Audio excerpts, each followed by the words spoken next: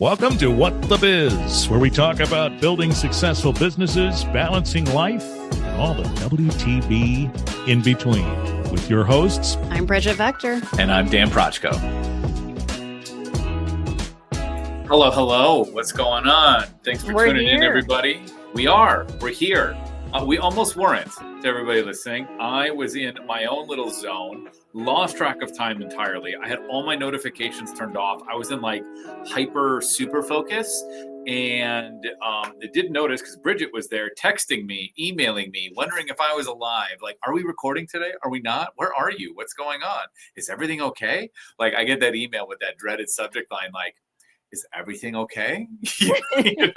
And so I'm just like, oh my gosh, I totally, time just slipped my mind and everything. And well, that's because it's unusual, right? Like we both have our like, oh, I'll be there in like 10:15 because something, like we're in something, but like it's unusual for either of us to not. So it's like, I really hope Dan's like okay. Like should we do a wellness check on Dan?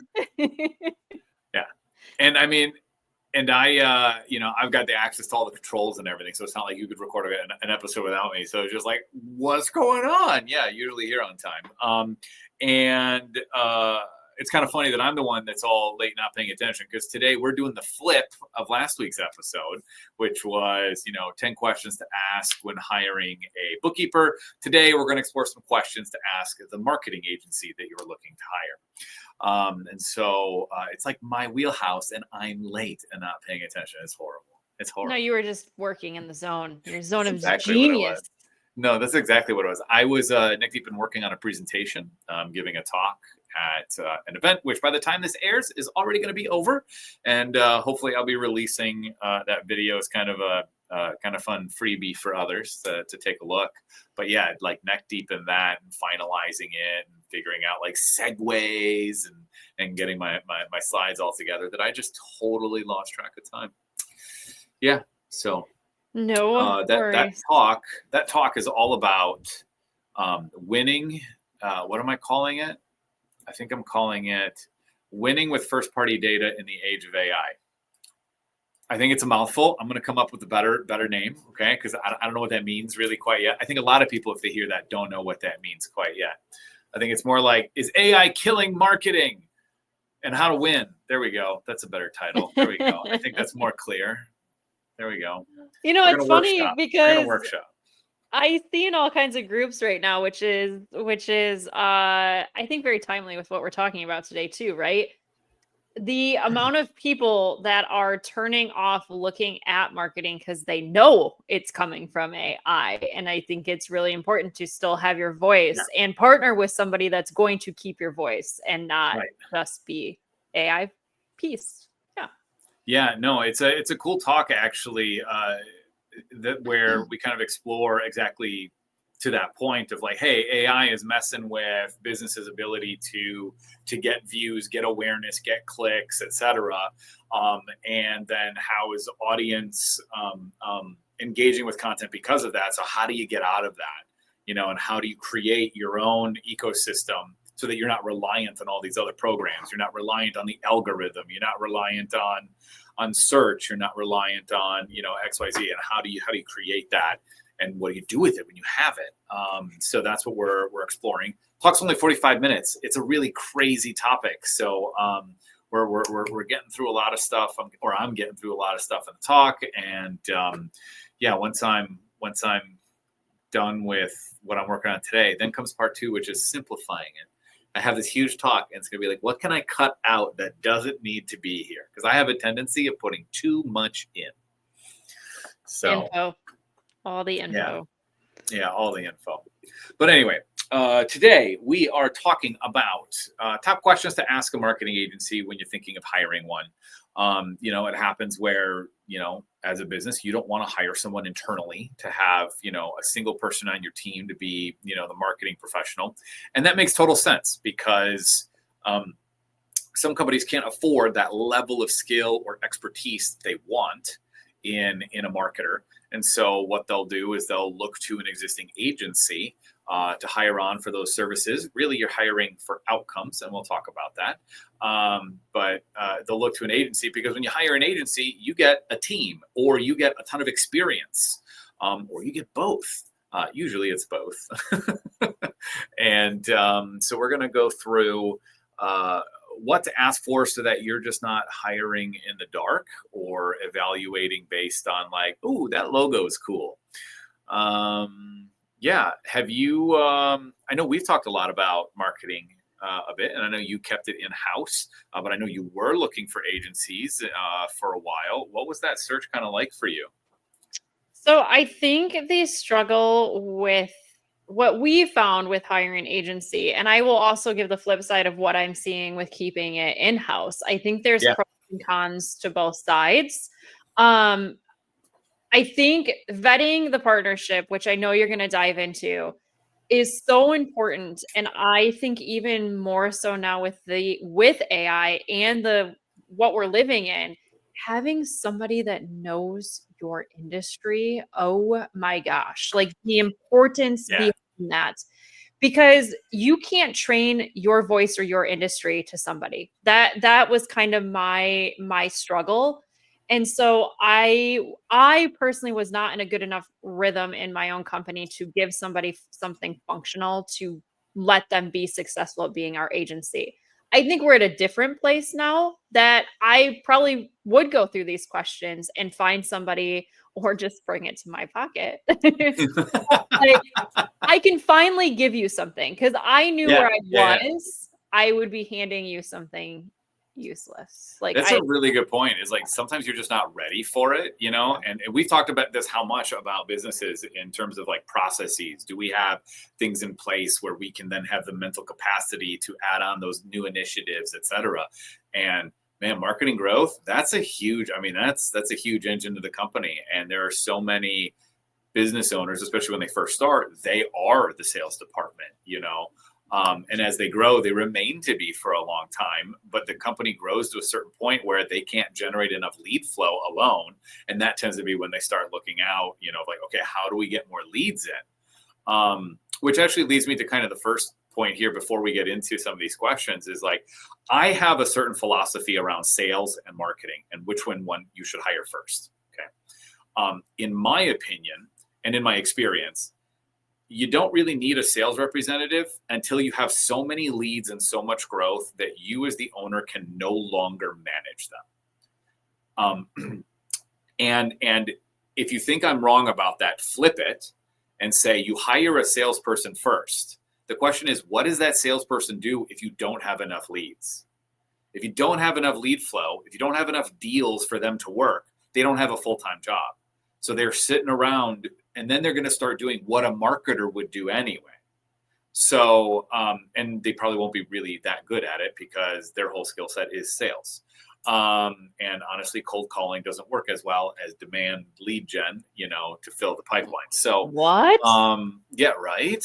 So as we go into this, if you're like, well, I just need a salesperson because I don't have time to do that or whatever, you might be right. But maybe it's just that you need a lot more lead flow so that you can justify hiring that salesperson as well. Okay, let's remember that too. Okay, through all this, that's my I don't know, soapbox. Gonna get off of it in terms of that little rant and move into some of these questions. Cool. I'm excited. Yeah. All right, cool. So I got 3 like foundational questions. These are key for, you know, kind of understanding the philosophy of a marketing agency, how they think and tick a bit. It is much more strategic, these 3 questions, and not as operational. And these are important because one, asking these, you'll have to think for yourself first as a business owner what I care about. So it forces you to do that, which is great.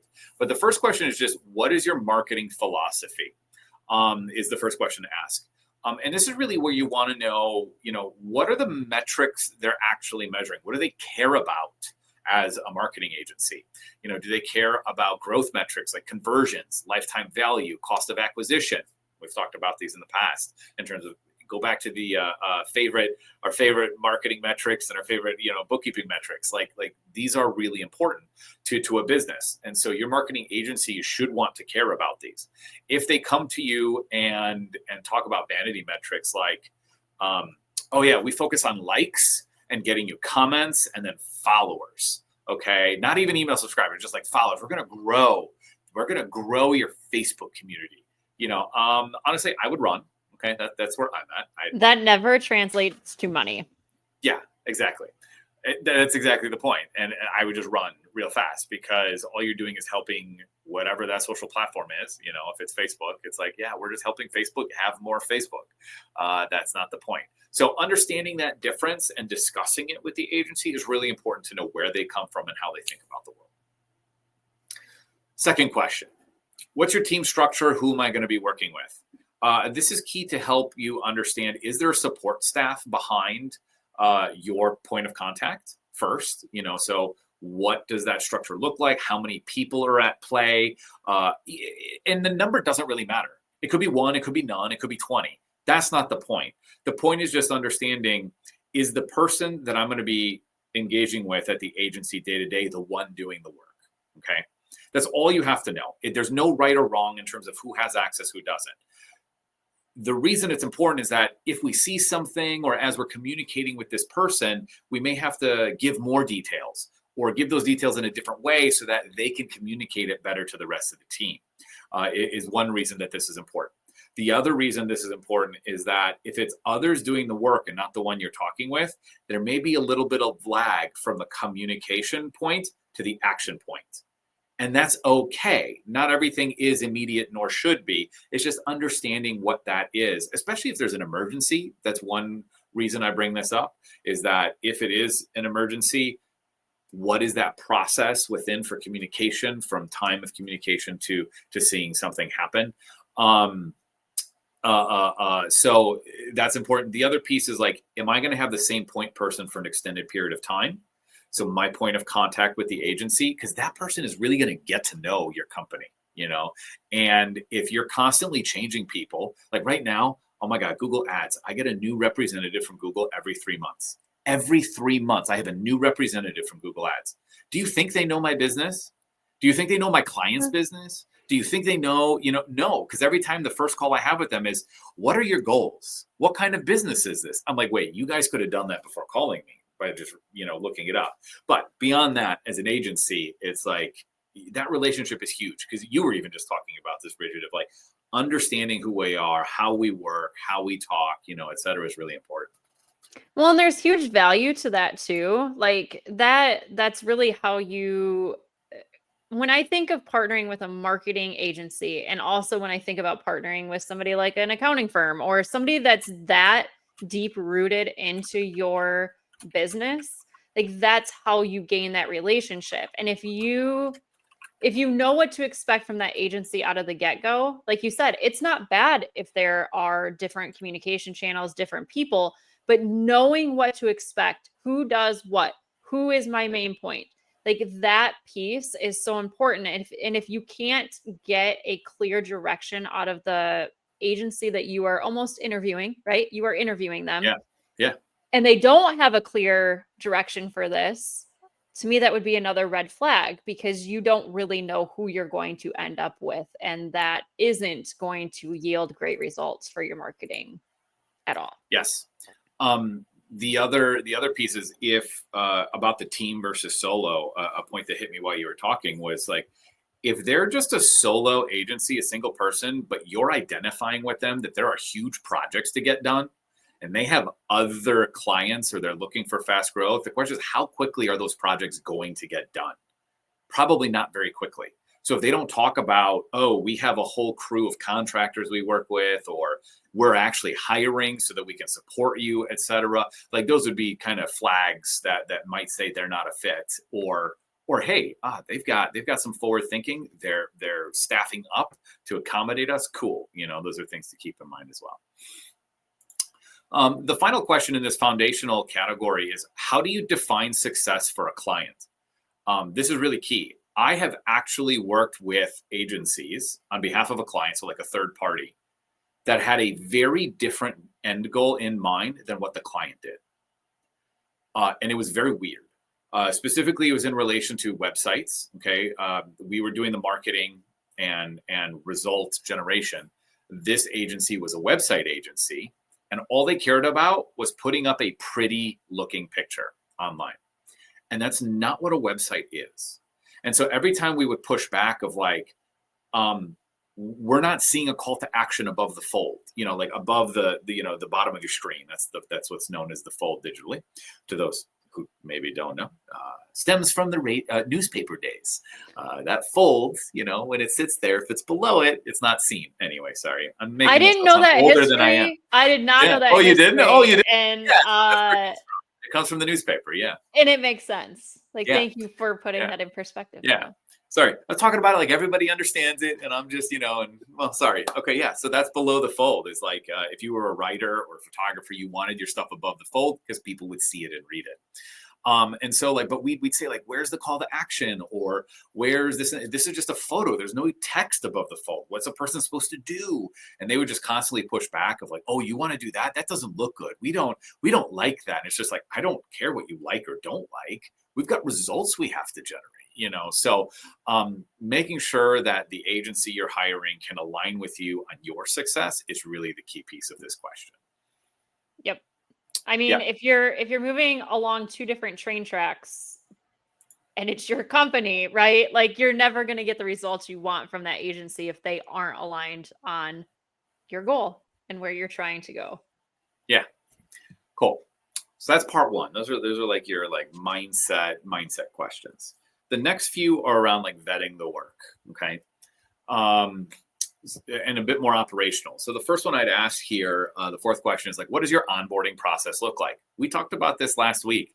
It's really important to understand onboarding. For us, for some clients, it can be weeks, okay? That's not to say that you don't get results and or work done quickly. The point is that there are just a lot of pieces in training that have to happen. And if we do it all at once, it's so overwhelming, nobody wants to do it. So we spread certain things out. And so onboarding may be a few weeks. We also have other services where onboarding is like a 2-hour call or a 1-hour call, and we're done and we're onboarded and we're good to go. And it's just understanding what is that and what are all the steps involved, what's the information you need, et cetera. And if a agency doesn't have that defined, like we said last week, that's a clear red flag that potentially things are going to get missed, and things aren't going to work the way that we want. So I will mention on onboarding, this being really clear, like I know the importance from our aspect, but I will say when I considered going with an agency, it was part of the onboarding where there were certain things I wouldn't have had answers to, and I wouldn't have been able to effectively get anywhere.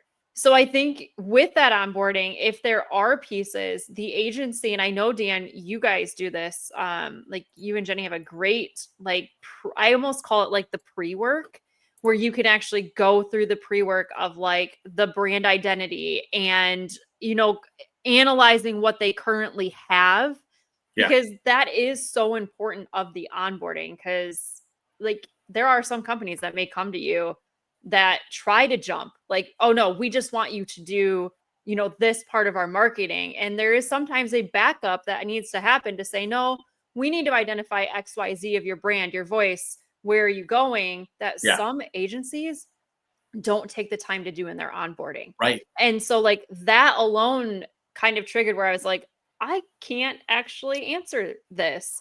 But that is the difference between a great onboarding process and a great plan for success in onboarding versus just a vague, like, oh yeah, we'll have your ad set up in 2 days. Well, how are you going to do that if you don't actually know who I am?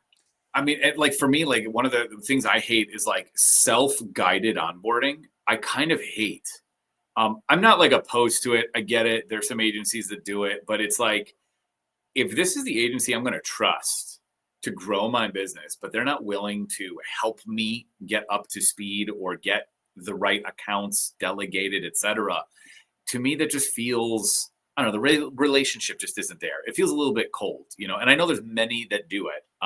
There's even services out there that are like, we'll help your agency do this so you don't have to sit on a call for 2 hours. But there's something about that, like you build trust and rapport with a client when, like, that's what we feel we're doing when we're on the call for the 2 hours to make sure we got access to your website, we got access to the Google Ads, we got access to your Facebook. There's also like sometimes the accounts aren't set up correctly. And if you're doing the automated, self-service, they don't have a way of fixing it. And so it runs into roadblocks, and then you end up scheduling those meetings anyway. So we just end up fixing and taking care of everything all at once in that onboarding call. And we figured out how to do it. We have 1 or 2 hours and done. We can fix everything or have you set up. And it just depends where you're at and how much, that'll depend whether it's 1 hour or a 2 hour call. But that's what we do. And the onboarding, it goes really well. Clients love it too, because we always go through, like, here's how your account's set up. Here's how you're billed for everything. Here's who has access to everything. Do we need to fix or change any of that? Like, and the clients afterwards are just like, I think I've learned more about Facebook in the last hour than I have in the last 10 years of using it. Like, that's how they feel coming off of it. And it's awesome. It's awesome. Well, it gives you the opportunity for that back and forth conversation. If you're self-onboarding, you can't have that functional conversation, which is huge value. Yeah. Yeah. So make sure they've got a good onboarding system. Question 5, what metrics do you track and how do you report on them? Now, this kind of echoes a little bit of like that first question, that we brought up of, what's your marketing philosophy? What metrics do you care about? The real important here is how do you report on them? And this is about accountability. So how do you hold yourself accountable and how do you communicate to us what the results are and how things are going? If they don't have like a regular meeting with you, or if they don't send you regular reports, or if they're not available to you to report on all of them, big red flag. They should be proactive. They should be coming to you, or have, what we do is we just have a standing meeting every month. It's just there. And then we actually communicate in between all the meetings of, hey, here's what we're seeing, here's what's going on, and here's what we need from you to prepare for that meeting so we can provide more strategic marketing advice of here's what we're seeing happening, here's what you need to have in place, et cetera, to do better. So yeah, good question on that front. The next one is an echo from last week as well. What's your communication policy? This is important because, well, communication is key. How do we do this? Are we emailing? Is that the primary method? Is it messaging chat? Are we in a Slack channel? Are we using a white label, platform where we have to log in and submit a ticket, or is it phone calls? And like I said before, meeting cadences. What does that look like? I've seen varying degrees of access. Let's put it that way. Levels of access with agencies where I've seen some where just like email only. I've seen some where just like, no, you have to submit this support form. And I'm just like, guys, what if I have an emergency? Like, you're running something for me, and what if it's not working or something went out with blah, blah, blah. Oh no, you fill out that form. Okay. And then what's your response time? Like, whether or not these are right or wrong, it's just good to know what these are and know what this agency has as a communication policy. We pretty much are open on all of it. I got some clients that love texting me. And no matter how much of a interruption some of that is, it's up to me to ignore it. It's not up to the client, et cetera. It's how they like to communicate. So we try to create this ecosystem where we bring all of those messages together so we see them somewhere from all the clients, and then we respond. We do have, we tell all of our clients, we have a 24-hour, give us 24 hours for first response. Okay. I get that 4:30 on a Friday sounds like a great time to email us with something. I mean, I'm just gonna be realistic. Unless it's an emergency, it's gonna wait. It's just gonna wait. You have a weekend, I have a weekend. But don't get me wrong. If I'm able to make it happen or to communicate back, I will, because everybody hates waiting a whole weekend. That's the worst. So at the very least, we try to respond on Fridays, just like, hey, thanks for that. We're going to look into this over the weekend. We'll get back to you on Monday, et cetera, about it. And we'll go from there. But if they don't have a policy, again, you run that risk of, are they serious about this? Am I going to hear from them? If I email them, will I even get a reply? Those kinds of things. Well, and I will say you're investing a lot of time when you're diving into a relationship with an agency. And if out of the gate your communication expectations are going to be like misaligned, you will be frustrated. You will be frustrated by the relationship. So this is one of those areas that I feel like needs to be 100% aligned and at least understood. And if you want, I call it the Cadillac level service, right? If you want that top level service and you want them to respond to you faster, then it's probably a different engagement with that provider. This is a great way to make sure that you're even aligned in the type of relationship you're engaging in, just by making sure you're aligned with the communication cadence and how often and how does it look, and how quickly do I get a response? Because starting this type of relationship that is going to take time, like I think from my perspective, and Dan, you can totally tell me if I'm wrong, but from my perspective, there is unrealistic expectations from business owners when it comes to hiring a marketing agency. Like they think just because the marketing agency is a expert in the field that they are going to get overnight results. The best of the best marketers cannot get you overnight results because it takes time to build whatever it is they're doing for you. It takes time. It takes time for the algorithms. It takes time for the ads. It takes time to or undo maybe the bad things you've already done. Like you're looking at a minimum, like in my opinion, year commitment to whoever you are going with to make sure that you are giving it the full capability to be as good as it can be. And so entering into this with frustration out of the gate, you're never going to make it to the point of knowing whether it could be a success or not, which is why these questions are so important. Thank you for bringing that up. I'm actually going to bring up something in that vein a little later, so I won't linger on it. But no, that's so true though. I've had a couple of new clients that started recently, and literally like 3 weeks in, it's just like, when am I going to see blah, blah, blah. And the thing is, they were already seeing it and we had already communicated it, but it's this whole misalignment of expectation of just like them thinking that it was going to be like 10x what it was, and there's a whole thing around like letting the marketer do what they do with enough time to prove it. And we've talked about this too with like projects. So look, I'm not going to go too far because I want to talk about that in a second. I want to go a little bit deeper on it. Okay. All right. Part 3. We're going to go back, put a pin in it. Here we go. Part 3. These are like what if long-term, longevity vetting questions here. Okay. So how do you handle creative or strategic disagreement? Is a great question. We run into this a lot, especially when it comes to design, graphics, or even word choice. People have this idea. We all have this idea of what our companies are, the brand, what we want to sound like and look like.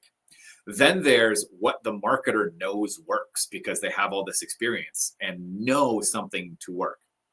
And so we quite often actually run into this and have some friction with clients. The thing we keep telling them is, remember that we have all this experience and do know what works. So let's remember that. But that is very dismissive as an agency, okay? Because what you're telling the client is, I hear you, but it doesn't matter, okay? That's not true. It does matter. So the best agencies, and this is what we do, is we will test. We're all for testing. We love A/B testing. We want to put our work to test against other ideas. We want that to be the case. And then we'll show the data. And so that's really what we tell a lot of our clients is like, cool, we want to match your brand as much as possible. From time to time, you will see things that may not fully align the way you think it does. Okay. We believe it does. What we would ask is for an open mind to allow us to test those elements against what you think matches brand, or just against previous results and previous outcomes, just to see does something work better. Okay. Most times clients will say yes, like let's do that, let's test. They understand, that in itself is enough to understand when we bring that up. They understand it's like, oh, cool, they're willing to learn. It's not just their way or the highway. They hear me. They want to try it, see what works, help accommodate what I'm asking for. And if it doesn't work, why would I want to keep doing it either? That's the thing. Most times it's like clients and or agencies have this thing in their head of either or. We're either doing my way or your way. There's no middle ground. It's like, no, why don't we just do both for a short period of time? We'll see what works. If anything, the agency will learn something or the client will learn something, and in the end, who wants to spend money on something that doesn't work? So if, that's just one methodology here around it, or not methodology, but like a clear, solid way of handling, when there's strong opinions around, say, something like design. Really important. The other piece here is there a clear, or at least when onboarded, a clear method for approval? Like, how do we get approvals for creative? How do we get approvals for copy so that we know things are ready to launch? What does that look like? And depending who you work with, they will have a methodology that they want to use, or you'll develop it together. There's no wrong way. One way or the other is fine. The point is it clear? That's how I'd kind of handle that question. And I think that's really fair. And the having an answer that both parties win, I think, is very important. And I would say that when you were talking about that, by both parties winning, an agency is working with other businesses. If they are also A/B testing, do you want to know what value is coming from all of these A/B tests? They're going to impact and help every business that this agency is working with. So if you hear an agency say, we want to test, like, we know that this is working, but we are certainly happy to test what you think too, you are going to get the value of them doing that with everybody they're working with. Hello, results. Yeah, I love that you said that, because I didn't say that yet. Is yes, everything we learn, we share. We don't share specifics about different companies, but like those strategies that work, yeah, we're going to bring that to every one of our clients because we want every client to succeed. So, I mean, just thinking about that is like, if an agency is saying we're seeing this and test with other clients that this works, or we're willing to A/B test to learn more, to see a better path or find something new. Oh my God, that is huge. Because who wants to work with somebody who doesn't want to change? Doesn't want to evolve. I mean, how much has the internet and internet marketing, or just marketing in general, evolved? In the past 10 minutes. Yeah, right. You're already behind, Dan. You're gonna have to leave and go research. The fact that we took a half hour to record this, we're behind. I have to go to my own seminar just to relearn the last 30 minutes of marketing. Here we go. Yeah. Question 8. We talked about this last week. What happens if we outgrow your services? Most marketers actually don't ever believe you will. Just FYI, I want you to know there's so many that are like, oh yeah, we can do that. We can do the next piece. This plays along with the question around what's your team structure, what's going on. If it's an agency that's growing, that is hiring, bringing in other clients, or understands how to use technology, outgrowing may be difficult, to be honest. But if your company is growing exponentially, and say you started with the agency as a $1 million company and now you're a $100 million company, your needs are very different. They are not going to keep up with you. That's okay. If they're good, just like we said last week,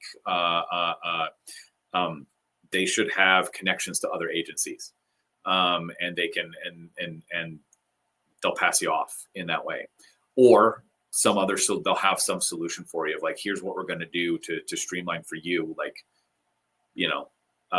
to make sure that our services, expand with you. But for the most part, they'll have other connections like we do too. We've got agencies that are much larger than ours that work in different size companies. And so, yeah, we just pass them off in that way, or make introductions really, and hope things go, and help that, not hope things, we help that transition so that, things move well.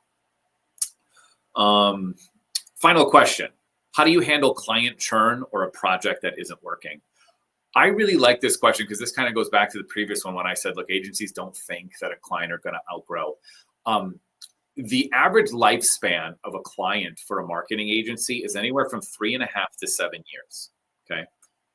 Sometimes it's shorter. Okay. And the reason for that is an agency, comes in and helps a client reach a certain level. And when they reach that level, the client doesn't need as much investment anymore because maintenance is different than growth. And so usually what happens is when they hit that level, or they reach some plateau and don't think the current agency is going to take them to the next one, they switch agencies or they switch methodologies, et cetera, or the investment with the current agency reduces. We consider that churn. If you're going to spend half as much with us, that's churn on some level. A good agency is just going to maintain their integrity, professionalism, and just understand, relationships change. Your company's needs are going to change, and we may lose you, and that's okay. The whole point is not that. The idea is that we hope that we're all parting on good terms, that we've helped you reach that next level, and that together we identify that we're no longer a fit, and then we help you evolve, and move on to a new partner or a new strategy. The key thing is to have an agency that will help with the offboarding, and that they also have a process for that they're not malicious. We have run into a lot of agencies that are malicious. So this question, isn't really around, how do you actually handle churn? This question is really around, how are you going to handle if we fire you? That's really what we're asking here. And it's pretty clear, with the answers. If they're like, look, we are going to help you move to your new partner. We're going to help, give access to your new partner is going to be able to migrate, et cetera. If you need our help in it, we can, we definitely have a service for offboarding where we will do the migration for you. There's an offboarding fee. As long as they're clear and open around all of this, it's really clear. If there's an agency, and I have seen them, Brigitte, this is horrible. They have contracts that say 6-month notice. I saw one with 3 year note, and I'm just like, what? That can't be legal. You know what I mean? And the worst part was that agency had registered the domain and hosted the website, so their domain wasn't even theirs. And this agency was not willing to give it up because of the agreement that they had put in place. And it's just these things really matter. So look, read your contracts. Okay, I guess I could have put that in here as another question. But make sure you own your brand things and just delegate access. That's the key thing. That's part of onboarding. We delegate, we ask for access to be delegated. That way our clients all own everything. But yeah, this question is important in that way to understand what their actions and what their systems are internally for when a client is lost. Well, I think overall, when I'm thinking about everything you've talked about, an agency that has their stuff together and very clear processes and can be very open about, here's what we track, here's how we report, here's how we talk, here's how we onboard, here's how we offboard. If they have all of that very much in place, that tells me that is an agency that is there for the ebbs and the flows and would have your back. If they can't, I guess, answer those things in a very clear way for you, you should have many red flags raising throughout these questions. Yeah. And I think the disengagement part is probably one of the more important in my mind because of the fact they could potentially hold the keys to your business presence. And if there is not a great way to make that happen, that would be scary, right? Losing access to your website, scary. All of your funnels, all of your contacts. Definitely one of the very important questions. But overall, how do they answer these things? What guidance, what answers do they really have for you when you're asking these hard questions? Yep. So we got these 9 questions. We're going to hire a marketer. I just want to touch just for a moment here. We touched on it a little bit earlier about giving time for the marketer to do what they need to do. Now, that sounds like kind of like a nebulous piece, but look, if they're aligned with you on mindset, if they're aligned on goals, they're aligned on what success looks like, it's going to take some time, So number 1, give it enough time. We talked about that, in our project episode, how we deal with expansions. If you're going to expand your business into a new region, a new niche, et cetera, you have to give it the amount of time that it requires to get there. And I agree with a year. Okay. I think you start to see certain things around 6 months, even 3 months, but that's more around communication and cadence, at 3 months. 6 months is where you start to see certain results. But that's really where you start to hit the stride is 6 months. You don't, up until that point, everything is building until 6 months. Then from 6 months to a year is where you realize all of the learning that was done over those 6 months. That's where you realize the outcome is 6 months to a year. So if you're thinking, oh, I'm going to test something for 3 months, one, you're not going to see the results that you could get with that marketer, period. And if you wait until 6 months, well, you put in all the time for everything to learn, but now you're not reaping the rewards, So you're shooting yourself in the foot two ways. So I want to say that, and that's just inherent in how a lot of the marketing platforms work nowadays, especially advertising, SEO. A lot of these things are long-term, where you have to allow things to learn and take root and change. So that's kind of like the first thing I want to touch on. The second piece here is around technology. While a lot of platforms can do the same thing, marketers aren't really all experts in every platform. For example, we know a few like email automation platforms really well, but we don't know them all. Okay, so we understand high level. We know MailChimp, and we sort of know Keep/Thrive, but not really well. So look, if a client came to us and is just like, we want to start a market and automation platform, or we want you to manage our current platform. But if you're not willing to move over to the platforms that we know, it's going to be really hard for us to work together, okay? Because we're not experts in those other fields. So really one of two things will happen. Either one, we don't work together, or two, let's migrate over and work together, So if you really believe in the agency and the results they've provided, you like their style, their communication, et cetera, give them a chance and migrate, as a business, whether my emails are being sent from High Level or MailChimp, I don't care, to be honest. What does it matter? It really doesn't. It's just, are they being delivered? Are they being opened? Do I continue to have the brand style and voice I want to have? And do I get the results? Do I get it? So I guess my point here is marketers are experts in certain fields and in certain areas and certain technology platforms. Some of them we don't have to be precious about. Okay, is all I'm getting at. Especially if, say, you use MailChimp to send emails once a week. If they ask you to migrate to a new platform, don't care about it. It's okay. You're not so entrenched in the platform that it's such a huge cost to migrate. Okay. Now, if you have a whole automation system already built out in a platform and you like it, and this agency is telling you to migrate, all right, let's really talk about this, and let's really go into a project discovery. Let's talk about why we're doing all this and everything, because I like where I'm at and I see results. So why am I switching? Those are, key questions then. But just understand, marketers are not experts in every platform. And while if they claim to be, problem. Yeah, that's a problem too. We are not the best at geofencing. I'll just admit it. We don't have a ton of geofencing skills. We've done very little of it. I'd love to do more. I would love to find that client that's willing to give me a chance. Okay, let's put it that way. I would love that. But that's a client that is willing to test. We've built up trust, and I'm I think geofencing's right for you. They're willing to go down that. We'll do a minimal budget for a project that we've talked about with a clear timeline. We put all of these safety, the support safety structure around it to find that success. But if marketers are coming in and they're seeing you have something that's really good, you like it, it works well, okay, and they're telling you to change everything, red flag.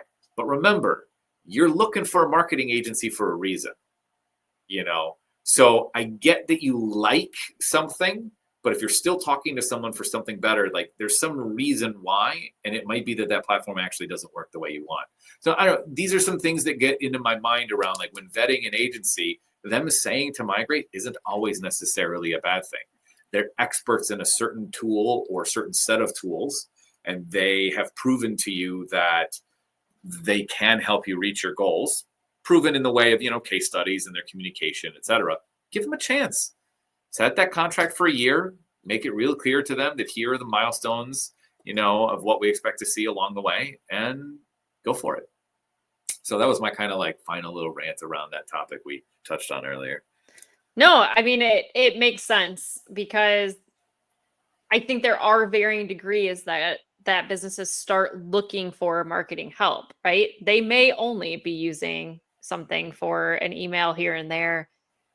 And I think taking the advice from the people that you're going to seek out to help you with all of your other goals, don't be turned off from a technology suggestion or change if you're not super integrated, and use your discretion, right? Like use your discretion for how integrated you are. And if you are super integrated, then I guess you probably should be interviewing multiple agencies and getting differing opinions. Doesn't mean that technology change is wrong. It means I would get varying opinions and discern it that way. Yep. 100%. Cool. I like that. I think it's a great place to kind of end that. So just quick summary, like, look, the goal of, hiring an agency and vetting them is really to find out if they're going to be a true partner and put your business success first, and not just somebody who wants your money and vanity metrics. All right. So, we're going to put these questions in the show notes like we did last week. Okay. So you can grab them there. And yeah, I think that's kind of it. Good luck in your hiring. If you like what I said, check the show notes. You'll find the link to My Pocket Marketing. I'd love to talk with you. But with that, what's coming up next for you, Brigitte? We are gearing up for end of volleyball season states. So we will be at an all weekend volleyball state tournament. Actually following when this. That's a lot of volleyball. That's a lot of volleyball. So loud. Oh yeah. Oh my gosh. I mean, not just the shoes, the slapping of the ball, the echoes of the room. Yeah. All the energy, whistles. the energy. By the end of the day, I've been to a few volleyball tournaments in college. My friends played. I just remember by the end of even 2-3 hours, I'm just like, oh my God, I'm exhausted from the noise. I'm exhausted from how loud this is, but they're so exciting. They're so much fun. I love watching volleyball. It's one of my favorite sports to watch, but this is a big one. I think they have 4 courts on 4 different sections. So at any given time, there's 16 or 20 courts going all at the same time. And it is so loud in that arena that that's great. Maybe I'll bring earplugs this year. Because the sensory overload, I'm not a sensory person. There I become a sensory person. Yes. There you go. I mean, all that noise, it can be tiring because it takes your attention to filter all of it out and everything. So yeah do it. I think I like that. Earplugs, do it. I think you should do it. Yep. You should do it. On my end, I just finished speaking, so a little bit of relaxation, actually, just a little bit of relax.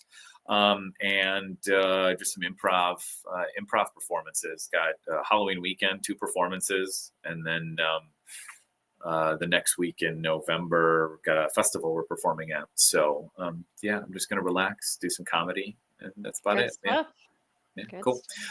Thanks for tuning in. If you found some value here today, check out whatthebiz.com and let us know. Actually, just leave a review wherever it is you're listening. Spotify, Apple. This is the best way. It's the best way to let us know you're liking what you're hearing. It helps others know too, and that will help the algorithm. So let us know, and then you help the algorithm, and we go from there. Real cool. If you got an idea for an episode, a topic for us to cover, that's where you can go to whatthebiz.com for sure. Leave us a voicemail, or you can submit a form and let us know, and maybe we'll pick it up in a future episode. If we do, we'll see you then. See you on the next one.